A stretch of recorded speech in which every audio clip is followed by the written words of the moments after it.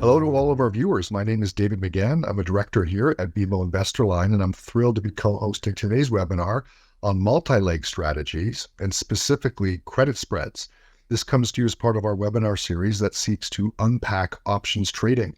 Be sure to check out our education hub to find more webinars in this series that may be of interest to you. And once again today, we'll be joined with our friends at OptionsPlay, and I'm pleased to introduce Tony Zhang. Tony is Chief Strategist at OptionsPlay, where he leads development of options trading products, education for investors, and oversees the firm's quantitative options research. He is a frequent contributor to CNBC for analysis on the markets with a specific lens using technical analysis, fundamentals, and of course, options. We're pleased to have Tony back. I know we have some great content to review today on credit spreads. And with that, Tony, I'll hand things over to you to kick us off. Yeah, thank you so much, David. And thank you so much, everyone, for joining this today on our second series in the multi-leg trading series, where we're focusing on vertical spreads. Today, we're going to be talking about credit vertical spreads. Last time we covered debit vertical spreads, so we'll discuss for everyone who may be not familiar with, number one, what a credit spread is, and more importantly, how they differ from debit spreads, and what are the advantages to using these types of strategies depending on your specific outlooks here in the markets. Now, before we get started, what we are going to discuss here today is purely for education and demonstration purposes. It is not a solicitation or recommendation to buy or sell any of the specific securities that we may be using as example purposes during today's session. So what we're going to start off with is just helping introduce the concept of a credit spread, what it is, how is it constructed, and when you should consider utilizing it for those of you that may not be familiar with this specific strategy. And then what we're going to do to help you better understand them is look through two examples. We're going to go through both a bearish example using a bear call spread, as well as a bullish example using a bull put spread to help you better understand these strategies, how they're constructed, the different specific outcomes of when they're expected to perform versus other strategies such as a debit spread. And the very end, we'll do a review of trading credit spreads with a high-level overview of when, how, and also specifically with regards to trade management at the very end. But the primary thing that I want you to be able to walk away from today's session is a clear understanding as to how can you maximize your income in any market condition using credit vertical spreads. That means regardless of what your views are, whether you're bullish, you're bearish, or even neutral on the markets, how can you maximize income using this one strategy? So to start off with, let's kind of break down what is a credit spread and their characteristics. So first of all, I think it's important to understand that credit spreads are an income generating strategy. These are strategies with what we call a slight directional bias. Now, what that means is that you can generally use credit spreads in a lot of different market conditions. They're either neutral to bullish or neutral to bearish, which means that regardless of what your views are in the markets, generally speaking, there is a credit spread that you could potentially trade to generate income based on your directional view in the broader markets. And it's specifically interesting because compared to other strategies, you don't necessarily need to have a strong directional view in order to utilize these types of strategies. Unlike long calls and long puts or even debit spreads that we covered recently, those strategies require you to have a fairly strong directional view before it makes sense to utilize some of those strategies because of the premium that you have to pay in order to acquire those types of strategies. Vice versa, on a credit spread, because you're getting paid, you're generating income to sell a credit spread, you actually can take a fairly neutral view. So even if you don't believe a stock or ETF is going to move very much, you can find that those are optimal conditions to sell a credit spread. The second characteristic that I think is very important for investors to understand is the fact that these strategies have limited risk and limited reward. And that makes it suitable for a wide variety of investors because before you get into a credit spread, you know exactly how much money you can potentially make versus how much money you can potentially lose. And you can choose a credit spread that fits your personalized risk tolerance to suit your needs with regards to the amount of risk that you're willing to take in the markets versus the potential reward you might be looking to capture relative to that risk. And this means that you can easily define that so that you don't have any scenarios where there are unforeseen circumstances with regards to risk on using a credit spread. And then lastly, I think really what attracts a lot of investors using credit spreads is the nature of its higher probability of profit relative to strategies like a debit spread. If you compare a debit spread to a credit spreads naturally have a higher probability of profit, especially when you select the specific strike prices that, like we're in the examples that we'll go over during today's session. And also, you layer on top of the fact that you don't need to necessarily have a large directional view, makes it a very versatile strategy for a lot of different market conditions. So to further better understand a credit spread, I think the best thing to do is actually go through an example and help you understand how it's constructed and the different components that make up a credit spread. So in order to understand a credit spread, the first thing we actually need to do is to understand what we call the strategy driver of a credit spread. So we're going to start off by looking at a neutral to bearish example. So I'm going to use Apple as the stock in this particular case. Let's say in this particular example, Apple's trading around $200, and I have a neutral to bearish view. What that means is that I believe that Apple could potentially move lower, or it might stay around where it's currently trading. I don't necessarily have a strong opinion as far as how far it's going to move lower, but I have a view that it's unlikely to move much higher from the current price of roughly $200. And that's a good example of when you might utilize a strategy such as a short call or a credit spread. Now we're going to look at short calls first because this is how we're going to construct a credit spread. So let's say you have a neutral to bearish view here on Apple. So a single leg strategy that you could potentially take in this particular instance is to sell a call option. So in this example, let's say I was to sell an Apple call option at the $200 strike price, which is where it's currently trading. And let's say I'm able to collect $10 by selling that $200 call option. This means that what I'm able to do is to profit if the stock basically stays where it is or moves lower. And in this particular case, I'm going to sell an at-the-money call option that expires roughly 45 days out. And my potential reward is going to be limited to the premium that I collect. In this particular case, $10. And my risk in this particular example is actually truly unlimited. Because if I were to sell a call option and the stock were to rise, the further the stock rises, the more I would lose on this strategy. And since there's theoretically no limit as far as how far a stock can rise, that's why this strategy has a truly unlimited risk nature. And when you look at the risk reward of this particular strategy, on the surface, it might look quite unfavorable. You're effectively limiting your potential gains to $10 in exchange for unlimited losses, unlimited loss potential.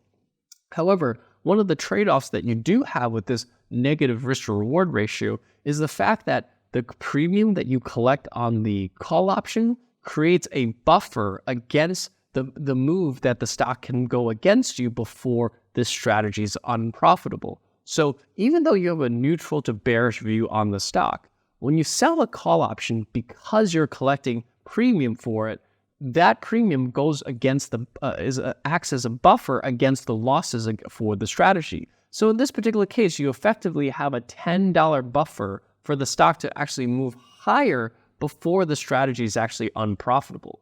What that means is that even if you have a neutral to bearish view, and let's say the stock moves $5 higher from the time that you enter the trade to expiration, you are actually still going to be profitable. You effectively got the directional view wrong, but you're actually still profitable on the trade. And that's the forgiving nature to some degree of an option selling strategy. And the more premium you collect, the bigger buffer that you have. So while on the surface, like I said, the risk to reward ratio may not look very attractive, the trade-off is actually quite interesting that you can effectively get the directional view wrong, but still be profitable on the trade.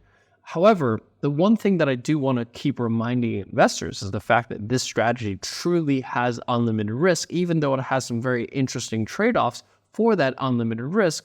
For that very reason, this is a strategy by itself. Just selling the short call option naked is generally a strategy that we don't suggest many investors to trade, especially since most investors actually may not necessarily even have the options level to sell a call option. Instead, what we advocate is to utilize a strategy such as a credit spread, which gives you a very similar risk to reward nature as you do with the short call, with substantially less risk and without the same margin requirements that would be required to hold a naked short call option. So that leads us to our next slide, which is how to actually construct that credit spread. So I'm going to use the same example. Apple stock is currently trading at $200. I have a neutral to bearish view on the specific stock. So what I'm going to do here to construct the credit spread is to do the exact same thing I did before in the previous slide. I'm going to sell the $200 call option for $10. However, instead of just doing that, what I'm also going to do in addition to that is I'm going to buy a call option that's higher in price. Let's say I buy a 220 call option, and let's say I pay roughly $3 for that call option. That means now my net credit for the two legs is going to be a net credit of $7. I collect $10 by selling the 200 strike, and I'm going to pay $3 to buy the 220 call option. And the net credit on that is going to be $7. So what you're going to see here is that your view on the stock remains the same. You have a neutral to bearish view. You're going to establish a bear call spread in this particular example by selling the 200 strike and buying the 220 strike. And in this particular case, instead of collecting $10 as my maximum profit on the trade, I'm now only going to collect $7 on my maximum reward for this particular trade. So I'm giving away effectively $3 of potential reward. But what I'm gaining from it is I'm now going to limit my losses on this trade. I'm actually going to limit my losses to the difference between the two strike prices, which is 200 versus 220. That's a $20 difference minus the $7 that I collect. So effectively, I'm now limiting my losses to $13 in exchange for reducing my overall reward by just $3. So in the previous example, if I just sold the call option, I can potentially make 10, but my risk is truly unlimited. Now what I've done is I've given up $3 of potential reward by capping my risk to just $13. Not only is that going to reduce your overall risk substantially on the trade, but it's also going to reduce the amount of margin that's required to hold on to a credit spread versus the margin required to hold on to a short call, which can run you thousands of dollars versus here in this call spread, in the vertical spread, because my risk is only $13 multiplied by 100 shares, that's $1,300 worth of risk per contract. So I'm significantly reducing my risk in exchange for reducing my overall potential reward by, in this particular case, roughly $3. So that is in nature how you construct a credit spread compared to such as a short call. And I think that we always use the example of a short call because the short call is a strategy driver. That is largely what is going to be contributing to gains and losses for this specific strategy.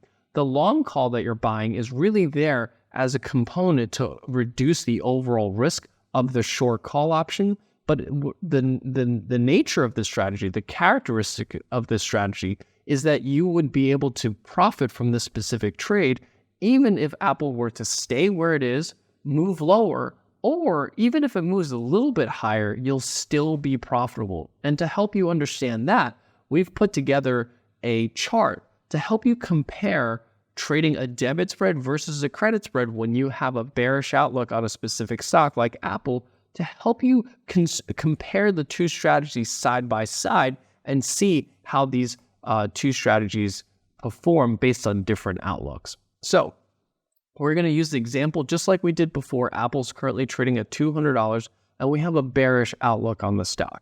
So what I'm going to look at is I'm going to buy a debit spread, which is a strategy we covered previously by going out to buying the 200 by 180 bear put spread paying roughly $7 for that debit spread, comparing that to the bear call spread that we just constructed in the previous slide, where we sold the $200 call option and bought the $220 call option and received a net credit of $7. So what we want to do is we want to compare what happens if the stock moves in the direction we expect it to, what happens if the stock doesn't move at all, and what happens if the stock moves in the opposite direction that we expect it to. What are the different outcomes, and what are the differences between a debit spread versus a credit spread?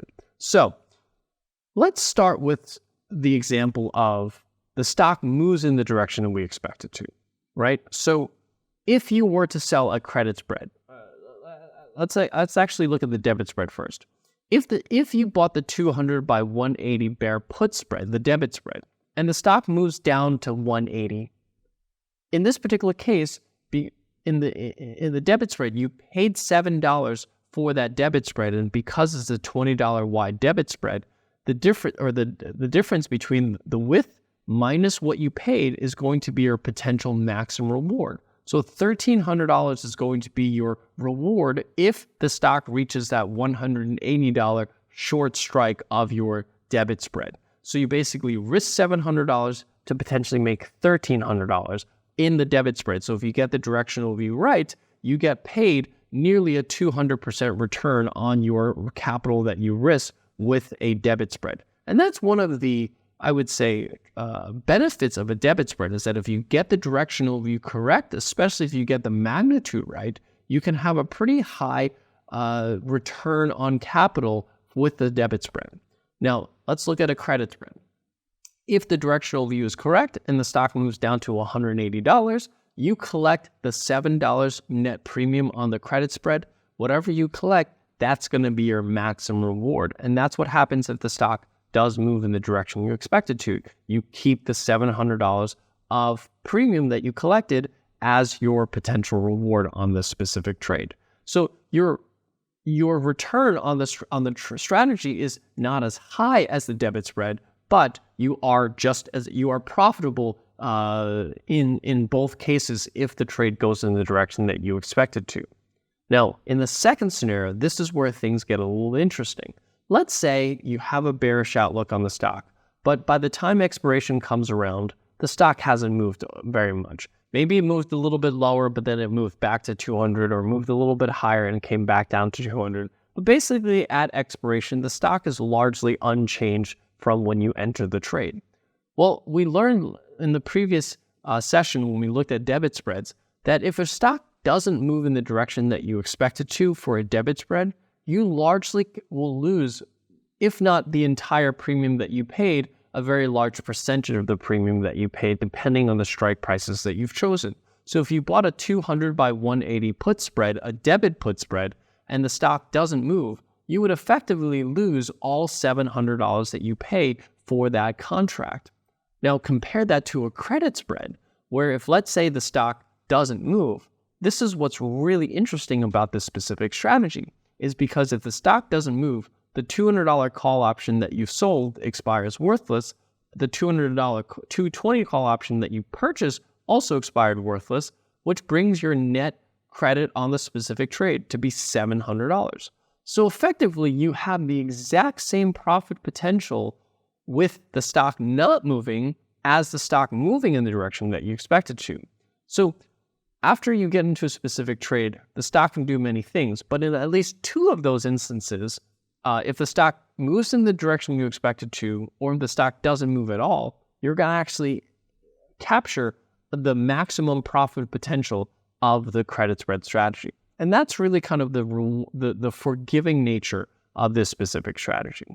Now, lastly, let's look at what happens if, let's say, the stock does not move in the direction we expect it to. It actually moves in the opposite direction we expect it to. So we're bearish on the stock, but let's say at expiration, the stock is $20 higher at 220. Well, in a debit spread structure where we bought the 200 by 180 put spread, the most you can lose on a debit spread is the premium that you pay. So if you paid $700 on a debit spread, even if the stock goes to $1,000, the most you will lose is the $700 that you pay, and that's what happens with the debit spread.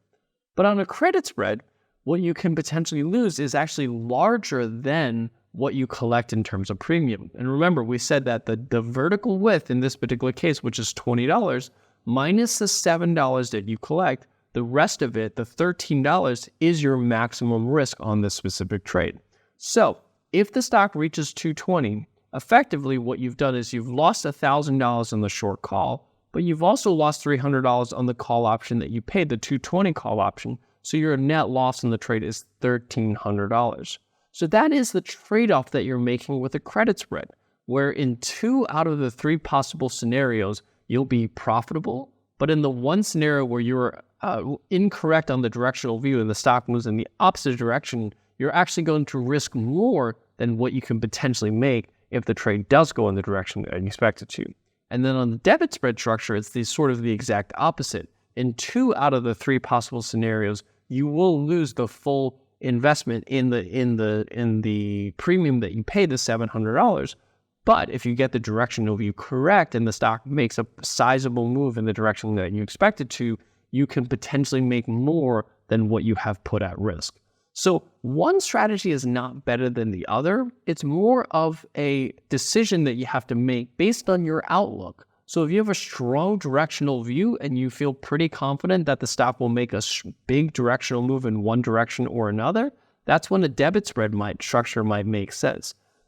Conversely, if let's say you don't have a strong conviction of a big move on the stock, but you're fairly confident that the stock is not going to move significantly higher or significantly lower, that's really where the credit spread could potentially be beneficial, because in 2 out of the 3 possible scenarios, you can potentially make the full maximum profit potential on the trade. Tony, this is great. I'm going to jump in here. I've got a couple of questions for you, if you don't mind. And I think you've done an excellent job, really with this slide in particular, to kind of examine some of the nuances and differences between a bear put spread and a bear call spread for exactly, the same underlying and the same strikes. And so I guess, maybe question number one, more of a general one, Tony. I think one of the questions we get the most is, what is the difference between a credit spread and a debit spread? And so if you were to really, in simple terms, try to help our audience kind of just understand some of the key differences, how would you describe that? That's question number one. Yeah, that's a really great question. And I think this is probably a question that I also get fielded quite a bit. And a lot of traders try to compare debit spreads to credit spreads to decide which one is better suited for them. And I think the chart that we have up here really helps you better understand the strategies in nature. I think the best way to think about it is that, any type of debit spread, you're paying a premium. So that means that whatever directional view that you have in the markets, the stock effectively has to move by that premium amount in order for it to justify buying that debit spread. So you only really think about using debit spreads when you are expecting the stock to make a sizable move in one direction or another. And you get a really nice risk to reward when you do get that directional view correct. Otherwise, if you don't get the directional view right or the stock doesn't move, you'll see near 100% loss in the premium that you've paid on the debit spread. And conversely, on a credit spread, it's sort of the exact opposite. You're going to get paid premium to sell a credit spread, and that's going to create a buffer against the directional view that you expect to move. So if the stock moves in the directional view you expect it to, you get maximum profit potential. If the stock doesn't move, you can potentially still have maximum profit potential. And even in many instances, the stock moves slightly against you, you can actually still be profitable. It's an extremely forgiving strategy. In many different scenarios, you'll see profits. It's a much higher probability of profit strategy. But the trade-off with the higher probability of profit strategy is the fact that what you lose if the trade goes in the direction you expect it to is going to exceed what you can potentially make on the strategy if you do get the directional view correct. So like I said, one strategy really isn't better than the other. It's really more of a spectrum, right? Of, when you think about debit versus credit spreads or any option strategy, what you're trading off is probability with risk to reward. You can either have high probability with poor risk relatively poor risk to reward, or vice versa, very strong risk to reward, but relatively poor probability of profit. And what you have to determine is really where you want to sit on that spectrum. Like I said, one is not better than the other, and it's just a matter of understanding the characteristics of each of these strategies and where they sit on that spectrum, and you can decide what suits you from depending on your market outlook. Thank you, Tony. So I've got one more that I'm going to fire at you, if you don't mind, because I think this is a great point to talk through. If you could go back a slide, if you don't mind, Tony, and we could just take a look at that slide one more time. And so I think great explanation on some of the fundamental differences between credit spread and debit spread. And, you might recall when we did the debit spread webinar, and for our audience members, if you haven't had a chance to check out that webinar, highly encourage you to go and do that. But when we were doing some of these comparisons, we were actually comparing a standard kind of long call or a long short with like a debit spread, right? Like either a bullish or bearish debit spread. And so when we were looking at the different scenarios in terms of where like what the profitability would look like at various different prices at expiration, it was pretty glaringly clear that in a lot of instances, the debit spread actually, could be a smarter play than just going with a standard long call or a long put. What's interesting about this view, as we compare a bear put spread with a bear call spread, is it's kind of a mixed bag, right? Like you see a bit of red and green across the board. And so, I guess where I'm going with my next question for our audience, especially for those that might be newer to vertical spreads, newer to debit spreads, newer to credit spreads, how might you guide them? Like, would you encourage them to think about, maybe trying to learn one of those strategies and kind of sticking with that and finding, I guess, an investment environment that bodes well for like a credit spread, for example? Or do you encourage them to dabble with both? I'm just curious on how you might guide our audience. Should they always be thinking about the pros and cons and the trade-offs of a credit spread versus a debit spread? Or, if they're just getting started, should they actually just focus on, all right, I want to learn the ins and outs of the debit spreads. I want to really understand that first, have some success with that, and then start to layer in potentially credit spreads on top of that. So I'm just curious, what, in your experience, how you might guide our audience to think about that. Yeah, thank you so much, David. I think that's a fantastic question. So if you think about the nature of these two strategies, right, the debit spread is really suited for when you expect the stock to make a fairly sizable move, and credit spreads can be used in a lot more different outcomes.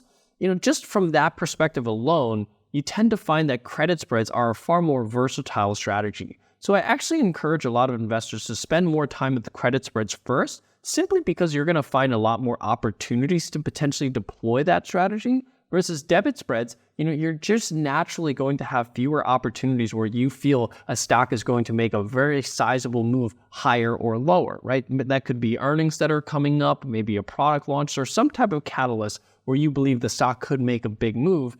For those instances, that's when you want to explore a debit spread. But you're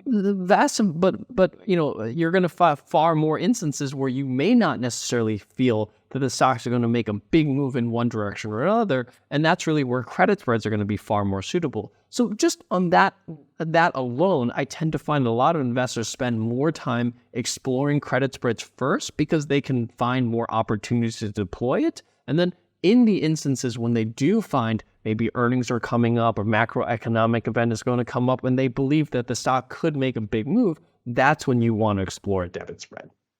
Excellent. That's great, Tony. Thanks for taking the time to answer that question. Yeah, not a problem, David. Happy to help. So let's take a look at the strategy selection, because we've talked a little bit about this specific strategy, but I want to just help better understand this at a deeper level from, we talked about the fact that, you might want to sell a bear call spread, a bearish credit spread when you have a neutral to bearish view. But I also want to dig a little deeper here in that because, this is a strategy that effectively profits from when relatively premiums are high, meaning the premium that you collect on selling that option is relatively high. So the buffer or the income that you collect on it is relatively high. And what you are expecting is that the stock is either going to stay put or move lower. So this could be because you believe the stock is generally near a resistance level, or it's overbought conditions and you believe it's now going to turn lower. These are all potential opportunities to consider selling a credit spread or selling a bear call spread in this particular example. And the other thing to understand is that this is a strategy that, generally speaking, favors high implied volatility environments. So when the markets are more volatile, when implied volatility is high, that's really where this strategy tends to perform better, because the premium that you collect on that short leg will be elevated, and you're going to be able to collect a little bit more premium, which means that you're going to have a slightly better risk to reward ratio on that credit spread when implied volatilities are higher. With that, let's now move on to looking at bullish strategies. Now, I spent a lot of time walking you through that bearish strategy. Now, when we look at bullish strategies, it's really just a mirror image. So if you already feel that you've got a pretty good grasp on that bearish trade, you're going to find the bullish trade fairly easy to grasp. But if you feel that you're still working through understanding these strategies, hopefully by looking at another example here where we're exploring bullish strategies, it'll help you solidify your understanding. So now let's take a look at Apple, the same $200 stock where Apple's trading at 200. And in this particular instance, we are either neutral to bullish on the specific stock, which basically translates to, I feel that $200 on Apple is a pretty strong support, and I don't believe it's going to move materially lower below 200. That's another way to think about when you have a neutral to bullish view on a specific stock. So when you have that view that you believe that Apple is near a floor and you don't believe it's going to move much lower below that level, well, one strategy that you might want to deploy when you're limited to trading a single leg is selling a short put. So in this example, let's say I sell an Apple $200 put option, and let's say I collect $10 for that put option. That means I'm going to establish a net credit of this particular trade at $10. Now, let's say I sell a 45-day at-the-money put for $10. My premium, the premium that I collect, the $10 that I collect, is going to be my maximum reward. So if the stock does exactly what I expect it to, meaning it moves higher, or if it just stays where it is, the most I will be able to make on that particular trade is $10 per share, or $1,000 per contract. And my risk here is going to be substantial, because my risk is going to be if the stock moves down all the way to zero, I can lose, in this particular case, $190 per share. That's $19,000 on the specific trade. So in exchange for $1,000 of potential reward, my risk here is $19,000.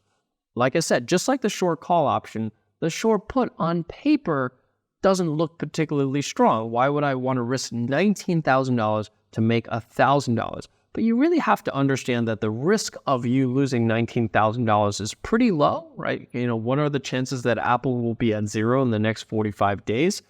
Obviously, the possibility is there, but the probability of that is pretty low. So we have to factor that into our thinking when we think about these types of strategies. Not to mention that when you sell a put option, because you've collected $10, that becomes a buffer against the directional move on the specific trade. What that means is that, yes, you'll be profitable if the trade moves in the direction that you expect it to, but even if Apple were to decline a little bit, let's say it declines to 195 or even declines to 190, you're actually either going to be profitable or at least at break even, because you now have a $10 buffer against the stock moving in the opposite direction that you expect it to. And that's really, really what's cool about these option selling strategies, is that buffer that you get, so that if you get the directional view correct, you're profitable. If you get the directional view incorrect, you can still be profitable. Not many other strategies allow you to do that. However, that still doesn't take away from the fact that selling a short put requires, number one, for you to take on a substantial amount of risk, and requires you to put up a substantial amount of margin in order to capture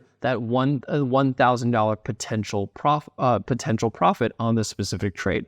And that's really where we turn to a credit spread, where we're going to do the same thing we did with the call spread, where we sold the $200 put option for $10, but instead of just taking on all of the risk and having to post a substantial amount of margin in order to hold on to that short put, what we can do is we can simply buy a lower put. Let's say we buy a 180 put in this particular example for $3. What that's going to do is it's going to reduce my potential profits by $3 per share, or from $1,000 per contract down to $700 per contract.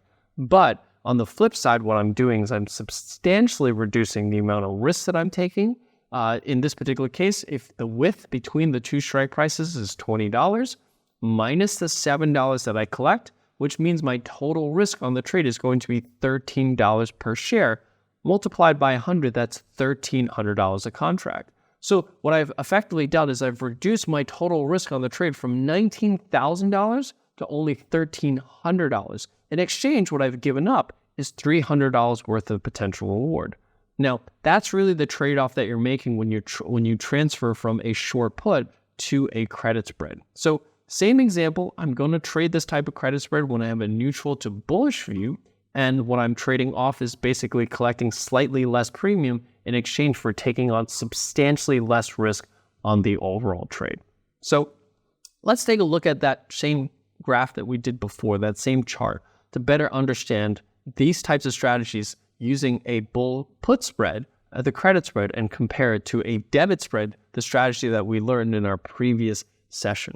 So let's say I have Apple currently trading at $200. I have a bullish outlook on the stock. So on the debit spread, I'm going to buy the 200-220 bull call spread. Let's say I pay $7 net debit on that debit spread. And I'm going to compare that selling that bull put spread that I just constructed, selling the 200 put, buying the 180 put, collecting in this particular case $7 in net credits.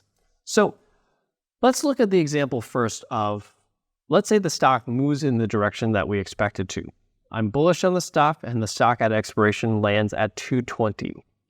Using the bull call spread, which is the debit spread, this is where I've risked $700 on the debit spread, but if the trade goes in the direction I expect it to, I'm going to net a total profit of $1,300, because whenever we're trading vertical spreads, whether it's a debit or credit, whatever we are risking, the rest of it is our potential reward. So if it's a $20 wide debit spread and I'm paying $7 for it, $13, the remaining balance of the $20 is going to be my potential reward. That's how I get a maximum potential profit on the debit spread of $1,300. So if I get the directional view right on my debit spread, I'm risking $700 to make $1,300.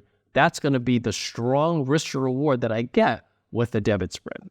Compare that to a credit spread where the premium that I collect, the $700 that I collect on the credit spread, that's going to be my maximum profit potential. So if I get the directional view correct and the stock ends up at 220, $700 is going to be my potential, is going to be my profit on the specific trade. Now let's compare it to the second scenario. Let's say the stock doesn't move in the direction I expect it to, and the stock stays at exactly $200 at expiration. Well, when you trade a debit spread, if the stock doesn't move, chances are you're going to lose, if not 100% of the premium that you paid, probably a good percentage of the premium that you paid. So in this particular case, I'm going to lose $700 of the premium that I paid because the directional view that I expected to play out didn't work out. And I'm going to lose $700 or 100% of the premium that I've paid on the debit spread. Conversely, on the credit spread, because this is a neutral to bullish strategy, if the stock doesn't move, I actually still make the same full profit potential as if the stock did move in the direction I expected to. Truly forgiving nature of this specific strategy. And lastly, if let's say the stock moves in the opposite direction that I expected to, the stock moves down to $180. Well, in the debit spread, whatever you pay, that's going to be your maximum loss. So if the stock doesn't move in the direction that I expected to, I'm going to lose $700 in premium on that specific trade. Conversely, on the credit spread, this is really where the credit spread, the trade-offs of the high probability profit starts to show itself, because if the stock doesn't move in the direction I expected to and moves lower to $180, I'm actually going to lose, in this particular case, $1,300. So my maximum profit potential is $700, but if the stock moves in the opposite direction that I expected to and moves meaningfully in the opposite direction, I'm going to lose more than what I can potentially make on the trade. Again, the trade-off here between debit and credit spread is going to be a trade-off between probability and risk to reward. The debit spread is going to give you a very strong risk to reward with a relatively low probability of profit. Only 1 out of 3 potential instances are you going to have a win on the books. Credit spreads, on the other hand, have a relatively high probability of profit with a relatively poor risk to reward, meaning 2 out of the 3 potential scenarios, you're going to be profitable. But in the one scenario where you're unprofitable, you're going to lose more than what you can potentially make. So that's a quick summary of kind of the difference between debit and credit spreads. And hopefully this helps illustrate and drives home the true difference between debit versus credit spreads and helps you understand when you might want to deploy one strategy over the other. And then let's take a look at strategy selection for a bull put spread. And like I said, I think when we think about neutral to bullish outcomes, a lot of times it's hard to understand when you have a neutral to bullish view. And I think the best way to think about this is, generally speaking, by looking at a chart. If you think a stock has reached a support level or a floor, and you believe that the stock is unlikely to move materially below that floor, whether that's from a technical level, whether that's from a valuation perspective, whether that's from a technical indicator that's oversold and you believe the stock is going to bounce, those are all different ways of saying the same thing, that you have a neutral to bullish view on the specific stock. And that's really where you might want to deploy a bull put spread like the one that we just constructed here on Apple. And just like in the bearish example, this type of strategy benefits from a high implied volatility environment because the premium that you collect on that short leg will be elevated, meaning you're going to collect more premium. And whenever we trade a vertical spread, whether it's a debit or credit spread, whatever you collect in premium or whatever your potential reward is, the rest of the vertical width is going to be your potential risk. So the more you collect in potential reward, the less you're actually going to risk on the trade, which is why in a high implied volatility environment, that's going to favor a credit spread. It's going to expand the potential profit potential part of the strategy, which is going to reduce the risk potential part of a credit vertical spread. And lastly, what I want to do is a quick review of trading credit spreads, kind of summarize the things that we've learned during today's session. First of all, let's capture what and when. When should you trade a credit spread? Generally speaking, this is when you have a neutral to slight directional bias on the directional view, meaning you don't necessarily believe that the stock's going to make a big sizable move in a short period of time. Because if that was the case, you might be better off using a debit spread. But like I said, more often than not, you're going to have a more neutral to a small directional bias. You're not necessarily going to always have a strong directional bias. So you're going to find yourself far more often in this particular instance where you have a more neutral, slight directional bias. And those are opportunities to sell a credit spread.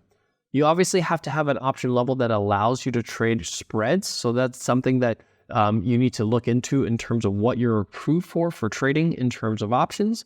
And then if you do have all of those, that's when you want to sell an at-the-money call or an at-the-money put or an out-of-the-money call or an out-of-the-money put to construct a credit spread for whether it's a bullish or bearish spread on the specific trade.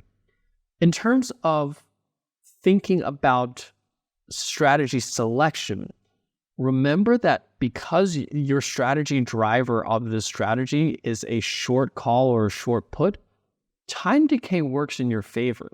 So in a debit spread, because the strategy driver is a long call and a long put, that is where time decay is working against you. So when you're trading a debit spread, you generally don't want to hold on to a debit for very long, because the longer you hold on to it, the more time decay eats away at the premiums that you have on the option. On the other hand, when you're selling an option, you want time decay to work in your favor, or actually rather time decay is working in your favor and it's eroding the value of the option, which actually works in your favor. So that's one of the characteristics of selling credit spreads, is that time decay works in your favor. So the longer you hold on to a trade, the longer the stock doesn't move and the time passes on, that's going to be favorable to you as the seller of a credit spread.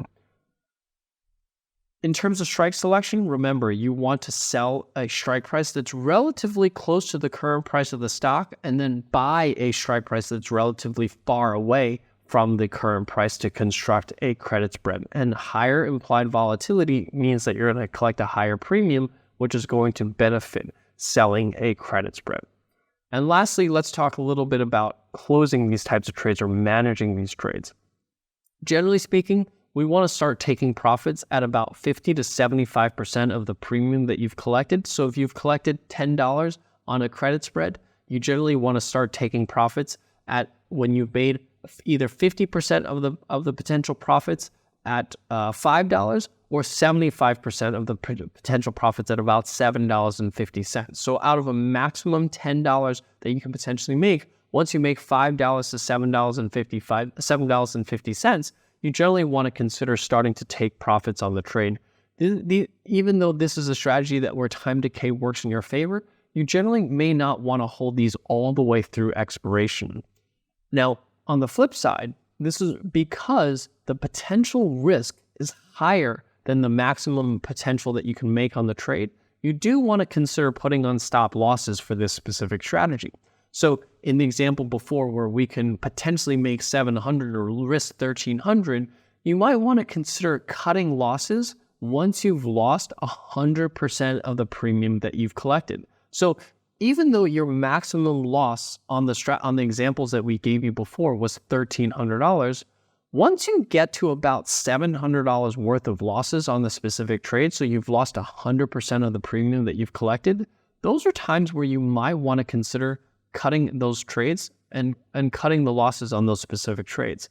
Because once you lose 100% of the premium that you've collected on a credit spread, the chances of that trade coming back to becoming profitable again becomes much lower, and the chances of you now losing the rest of the $600 to end up at a maximum loss of $1,300 becomes far more higher. So to kind of help avoid to some degree this negative risk reward ratio, you can put in stop losses to prevent losses or to try to stop losses to go far beyond 100% of the premium that you've collected. And lastly, you do want to consider rolling these strategies. So with credit spreads, like I said, if you have a mild directional view and it's starting to work out, or if it's just staying put and it's not really moving in one direction or another, this is the type of strategy that you can keep rolling credit spreads one after another. So let's say you sell a 45-day credit spread and you're getting into the last 2 to 3 weeks. The stock hasn't really moved much. You've collected some premium. Your views on the stock haven't really changed. As long as your view on the stock hasn't significantly changed, you can simply just sell, buy back the credit spread that you've sold and sell a new 45-day credit spread and collect more premium. So as long as your views on the stock haven't substantially changed, you can keep rolling credit spreads 1 month to the next month to the next month and keep collecting premium on this specific type of strategy. Thank you, Tony. I think those are some great practical considerations for all of our viewers. I've got a follow-up question, if you don't mind. You talked a bit about strike selection, obviously bias and direction. Expiration, right? And this is also now we're introducing time decay, and I think you've called out that time decay actually works in your favor, right? And sounds like credit spreads is a kind of strategy where sideways markets, are kind of perfect for this kind of strategy. I think fundamentally, right, when we think about time decay, obviously we see maximum time decay happen the closer we get to expiration. But I would imagine we probably don't want to necessarily be just focusing on, for example, expirations that are within the next 7 or 14 days. And so I'm curious how you could talk a bit about what our audience might want to consider as kind of a range for a sweet spot when they typically think about like how far out in time should I consider going when I'm thinking about constructing a credit spread? Yeah, thank you so much, David. That's a fantastic question. And a lot of investors will point, to the fact that time decay accelerates as you get closer and closer to expiration, and it actually benefits you to sell, options that are very close to expiration to try to capture as much of that time decay or that acceleration in time decay. However, The downside to that is that you're only accounting for one of the Greeks in this particular case, which is theta, and you're not accounting for the other Greeks, because as you get closer and closer to expiration, yes, time decay does accelerate, but other risks also accelerate as well, such as gamma risk, which actually works against you as an option seller, which is why when we think about selling options, especially, and this works for all option strategies, not just credit spreads, this works for credit spreads. If you're thinking about selling cash secured puts or strategies like a credit spread, we generally want to go out about 45 days to expiration. We've done a lot of quantitative research on this specific question as to what is the optimal or a sweet spot with regards to option selling strategies. We usually go out about 45 days. We don't like to go any further out than 45 days, because then time decay is much slower and you're not getting much time decay. At 45 days, you're getting a meaningful amount of time decay each day that you hold on to it. But at 45 days, the gamma risk is still relatively low. We tend to find that the trade-off between time decay or rather theta and gamma risk kind of crosses over around 14 to 21 days, which means that you generally want to sell about a 45-day option. And then when you're about 2 to 3 weeks out from expiration, that's when you want to think about selling the new 45-day option and rolling it out again. And the whole point is to try to capture as much time decay as possible while avoiding gamma risk as much as possible, because that's what works against you as a short seller of an option. So hopefully that helped answer the question. I think it does. Thank you. So with that covers what we wanted to share with you here today. I hope that this was really helpful in giving you a better understanding of what is a credit spread, some examples of construction of these strategies with some examples, some practical examples to help you better understand the differences between a credit versus debit spread, and some practical tips on how to trade these strategies in your own portfolio. Well, thank you again, Tony. I think you did a wonderful job, much like you've done with the debit spread presentation, to really unpack vertical spreads and some of the glaring, benefits and pros to constructing vertical spreads, whether it be a debit spread or credit spread. And I think today, obviously, we got a little bit deeper on really understanding some of the key fundamental differences and some of the trade-offs with both of those strategies. And I know that our audience in particular is really going to find vertical spreads, whether it be debit or credit spreads, to be something very interesting to dive into, learn a bit more, and even dabble with, because as we've seen with a lot of the examples, they can fit well in a variety of different market environments. So big thank you, Tony. Well done today. And thank you to our audience for joining us. And we look forward to having you back. Our next webinar is going to focus on trading volatility and advanced strategies with options. So we look forward to having Tony back, and to all of our viewers, we look forward to having you come back to check us out as well. Thank you very much, Tony, and thank you to our audience. Have a great day, everyone.